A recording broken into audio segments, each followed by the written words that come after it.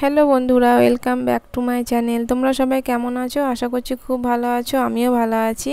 তা আবারও এসেছি একটা সুন্দর রেসিপি নিয়ে, ধাবা স্টাইলে ডিম তড়কা। তাই ধাবা স্টাইলে ডিম তড়কা আমি কীভাবে বানিয়েছি সেটাই তোমাদের সঙ্গে আজকে শেয়ার করেছি। তা দেখো, এরকম ডিম তড়কা যদি তোমরা খেতে চাও অবশ্যই বাড়িতে বানিয়ে নিতে পারো। তাই এরকম যদি রাত্রের ডিনারে থাকে ডিম তড়কা, পরোটা বা রুটি, জাস্ট রাতের ডিনারটা জমে যায়। তা চলো দেখে নেওয়া যাক আজকে রেসিপিটা আমি কীভাবে বানিয়েছি। তাই এখানে দেখো আমি মিক্সড ডাল নিয়েছি। তাই যে কোনো দোকানে তোমরা তড়কার ডাল বললে পেয়ে যাবে। তা ডালটা আমি 8 ঘন্টা ভিজিয়ে রেখেছিলাম। তোমরা চাইলে ওভারনাইটও ভিজিয়ে রাখতে পারো। তা 3-4 বার জল পাল্টে আমি ডালটা ধুয়ে নিয়েছি। এবার দেখো জল সমেত ডালটা আমি কুকারে দিয়ে দিলাম। তার মধ্যে আমি আরও একটু জল দিয়েছিলাম।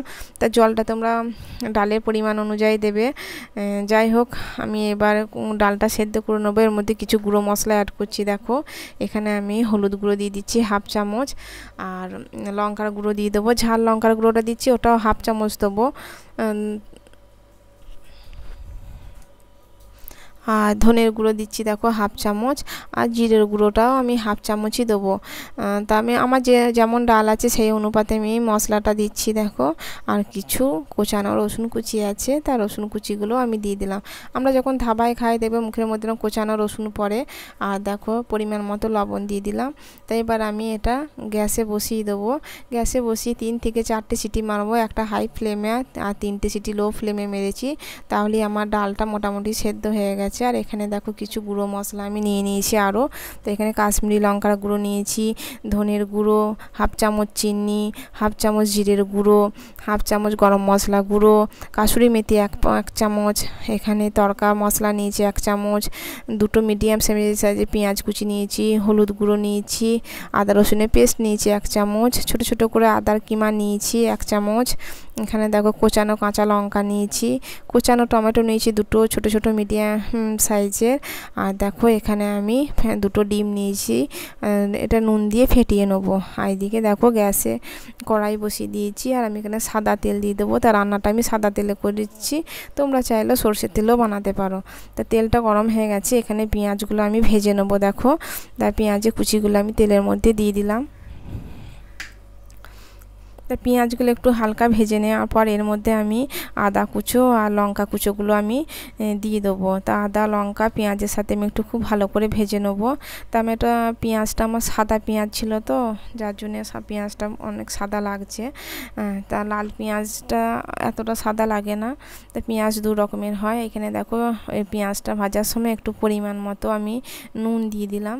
তা নুনটা দিলে পরে পেঁয়াজটা খুব তাড়াতাড়ি নরম হয়ে যাবে, আর ভাজাটাও খুব ভালো হবে। আর এখানে দেখো আমি আদা রসুন পেস্ট রেখেছিলাম 1 চামচ, ওটা আমি দিয়ে দিলাম। এবার পেঁয়াজের সাথে আমি এটা আদা রসুনের পেস্ট, লঙ্কার কুচি, আদার কুচি সব একসাথে আমি ভেজে নেব। আমি কিন্তু এখানে খুব বেশি লাল করে ভাজবো না। দেখো আমার মোটামুটি ভাজা হয়ে গেছে, আমি এই পর্যায়ে রেখে দেবো। এর মধ্যে দেখো আমি কুচানো টমেটোটা দিয়ে দিচ্ছি। তা কুচানো টমেটোটা দিয়ে পেঁয়াজের সাথে খুব ভালো করে আমি কষিয়ে নেব। আমি কিন্তু এখানে নুন দিয়ে রেখেছিলাম আগে, ওই জন্য দেখো টমেটোটা খুব তাড়াতাড়ি নরম হয়ে যাবে। তা দেখো মোটামুটি আমার টমেটো পেঁয়াজ সব কষানো হয়ে এসেছে। আর দেখো তেল ছেড়ে দিয়েছে খুব সুন্দরভাবে। এর মধ্যে আমি গুঁড়ো মশলাগুলো একে একে অ্যাড করে দেবো। তো এখানে হলুদ গুঁড়ো, তা এখানে ধনের গুঁড়ো, জিরের গুঁড়ো, আর পরিমাণ মতো চিনি দিয়ে দিচ্ছি, মানে 1/2 চামচ মতো। এটা অপশনাল, তোমরা দিতেও পারো না দিতেও পারো। তা চিনিটা দিলে যে কোনো রান্নার স্বাদ আরও বেড়ে যায়, ওই জন্য চিনিটা দিলাম। আমি কিন্তু 1/2 চামচ দিয়েছি, বেশি দিইনি। তা মশলাগুলো দিয়ে দেখো আরও ভালো করে আমি কষিয়ে নিলাম। তা কষানোর পর আমি কিন্তু এর মধ্যে কোনো জল ব্যবহার করিনি মশলাটা কষাবার সময়। এর মধ্যে দেখো 1/2 চামচ আমি কাশ্মীরি লঙ্কার গুঁড়োটা দিয়ে দিলাম। তো এটা অপশনাল, তোমরা দিতেও পারো না দিতেও পারো। এটা আমি কালারের জন্য দিয়েছি, কালারটা যাতে ভালো আসে ওই জন্য দিয়েছি। তা দেখো মশলাটা আরও কষিয়ে নেওয়ার পর মাঝখানে দেখো কড়াইয়ের মাঝখানে একটু বাটার দিয়ে দিলাম।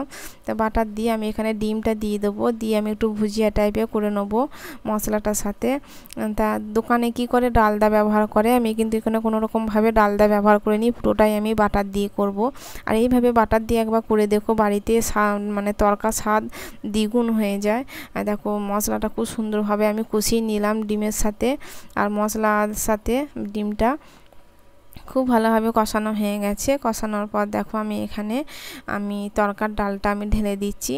তা ডালটা দেখো খুব সুন্দরভাবে আমার সেদ্ধ হয়ে গেছে, গুলে গেছে। তা এখানে আমি কুকারটা ধুয়ে আরও একটু জল দিয়ে দিলাম, দিয়ে খুন্তি দিয়ে একটু নাড়াচাড়া করে দেবো। দিয়ে ফুটে উঠলে পরে আমি একটু গরম জল আমি অ্যাড করব। তা দেখো ডালটা একটু নাড়াচাড়া করে দিলাম, খুব সুন্দরভাবে মিক্স হয়ে গেল মশলাটার সাথে।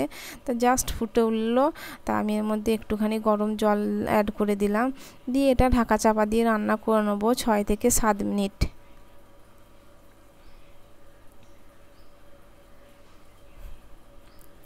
তা বন্ধুরা দেখো 6 থেকে 7 মিনিট বাদে আমি ফিরে এলাম। তা ডালটা আমার কীরকম পর্যায়ে এসেছে। তা ডালটা দেখো অনেকটা মোটা হয়ে গেছে, থিকনেসটা অনেকটা ভালো হয়ে গেছে।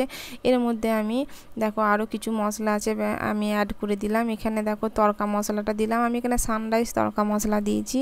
গরম মশলা দিয়ে দিলাম 1/2 চামচ, কাসুরি মেথিটা দিয়ে দিলাম 1 চামচ মতো ছিল, আর দিয়ে দেবো একটু বাটার। দিয়ে আরও আমি এটা মশলাগুলো একটু মিক্সড করে আরও 1 থেকে 1.5 মিনিট আমি এটা ফোটাবো। ফোটালেই আমার তরকার ডালটা মোটামুটি রেডি হয়ে যাবে। দেখো এটা আমি ভালো করে মশলাগুলো আরও একটু মিক্স করে নিলাম, কিন্তু আমি এই মশলাগুলো দিয়ে কিন্তু বেশি আর ফোটাবো না।